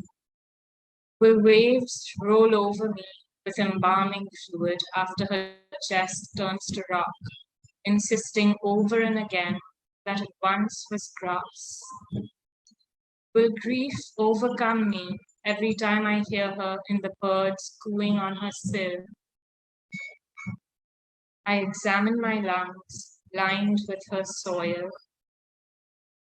When my mother becomes an ephemeral symbol of love, what then? I think I'll lasso myself to the sun, let it drag me upwards and down, and remember to breathe. Beautiful, beautiful, beautiful. Thank you. It choked me up a little bit. Didn't expect that.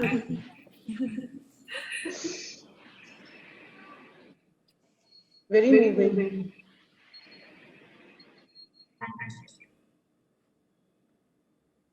So we have come to the final moments of this absolutely wonderful, beautiful evening, where each of us shared such personal, moving stuff, and it's beyond, kind of imagination that you would share those poems, very, very personal.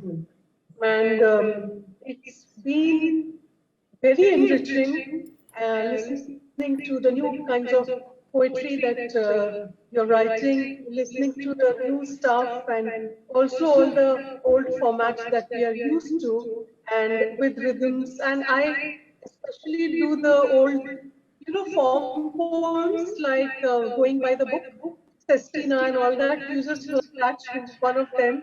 And here, so many of you are experimenting with the short forms and very long forms and the intermediates. And I absolutely love the journeys that were both inside and outside, your travels and your internal poetic culmination of all your experiences, the way we process emotions and the poetry forms from there. Yeah, I think that even when we are hurt or stressed, we're processing all the time. And poetry is that outlet. We are lucky that way.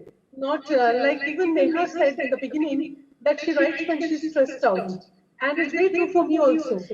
At the most unlikeliest of moments, a poem would form. And I must come and write it down somewhere, It just takes me by surprise. The only time when I'm writing to routinely every day like a good girl is during Poetry Writing Month. We get this prompt, and it's like a task that the teacher has set, and you have to complete it by evening. So that's when I'm actually being a very good poet and sitting down and writing, and thinking in a structured manner. But otherwise, like I catch poems from the air. Washing something in the sink, and suddenly something comes. So that's why I was very interested to know how each one of you, when you write and how you write, and its emotional responses also to close family members. It's also very, you can process all those emotions, difficult emotions, I think. Very, very few of the poems are born from actual joy. Even the joyous ones are written in times when we are feeling a little bit not so happy. At least for me, I've seen that. It I don't know happens whether quite you will agree. gradually, Smitha. For me, it happens while traveling. If I'm on an auto or an Uber, I have to take my cell phone out and have to start writing. Another very awful time it happens is when I just try to go to sleep and lines start popping up in my head. Get up, write them down, go back to sleep. It does not come while the light is on. The moment I close my eyes, back again. So it causes a lot of insomniac problems. Yeah. You know what I do, Amrita, because of I somehow have this kind of issue which you have. One, I used to have a diary next to my bed, but now what I've started doing is, and usually hijack the wall of one of my friends, and the flow starts. So now they've been instructed that when the flow is happening, please do not interrupt, don't say hi, don't say anything. And all my poems are, put on somebody's wall, which I compile later. Oh no, I do that to my husband's WhatsApp. He calls it his junkyard.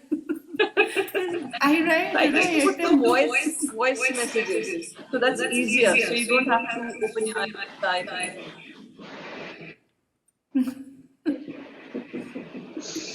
That was nice. So before the connection goes off, let me take the opportunity to thank everyone here, all the viewers also in the groups, and let me start with the poets themselves. Neha Mishra Jha, Sudeep Madan, Amrita Valan, and Suchita Parekh Mundul. Thank you so much for making this anniversary, 6th anniversary of Tea so special. And to everyone watching in the groups, thank you so much. And I'm looking forward to going to your comments. There have been lots, but we haven't been able to respond yet. Lots of people can do multitasking. I haven't been able to figure that out yet. So I'll have a look at the comments later. Yesterday during the ekphrastic, I sent all my messages to the wrong people. I thanked Varsha to Karen. And I think finally I lost all, hope of ever getting it correct. I said, I thank everyone in the direct message box. Yeah. So once again, thank you so much, Amrita. Thank you, Smeetha. Thank you. And, Thank you for organizing, because this is beyond my power to ever do, the way you do things. There are some things just beyond the capacity of a person like me. So had you not been there, I would not be able to get this. We had a lovely, wonderful evening of poetry and conversation. And we got to know each other better, right? Even in one session, it's been wonderful. And Suchita, you got over your nervousness so wonderfully. You were the most proficient, I think, of the lot. She was very nervous. Last year, remember how nervous I was? Smeetha, last year, do you remember me? How nervous I got? I think I lost track of a poem in the middle of the poem, and then I could not find it. Because this is why this time, I kept written versions. Last time it was on my cell phone, and I had scrolled. You know what happens? The poem just goes off, and I was totally lost for about. Do you remember 3 minutes of silence while I? Yeah. I think I've improved. That's 3 minutes silence for the lost poem. It was like, where did it go? This time I have written it down. Or I have my book with me. So I loved hearing you. You have that soft voice. I don't think I'll ever have it in my lifetime. it varies. It's not always soft. With my children, it's never soft. With the kind of poetry I write, if it is not soft, it would be like yesterday I had to recite a poem on war, so I had to really make my voice very strict and stern and say words drop like bombs on paper like that. Otherwise, it would have been like, words drop like bombs on paper. It would have felt like flowers are dropping.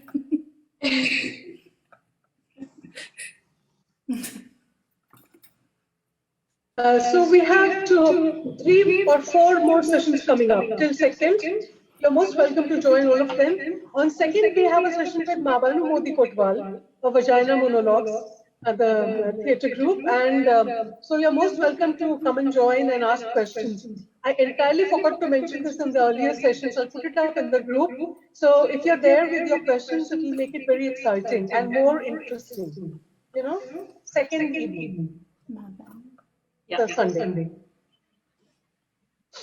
So thank you so much.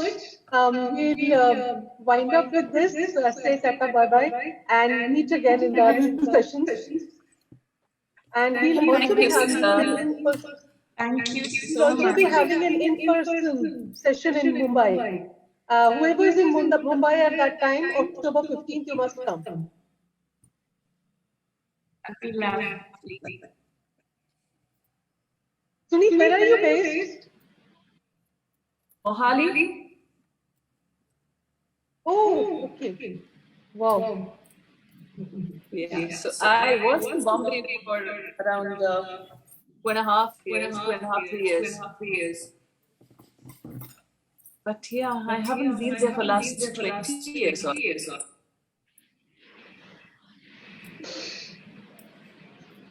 Gives me another reason now to come over there with you being there. Yeah. So thank you once again. Very, very dear poets. Thank you. Thank you. It's been lovely. Bye. Bye, bye, bye.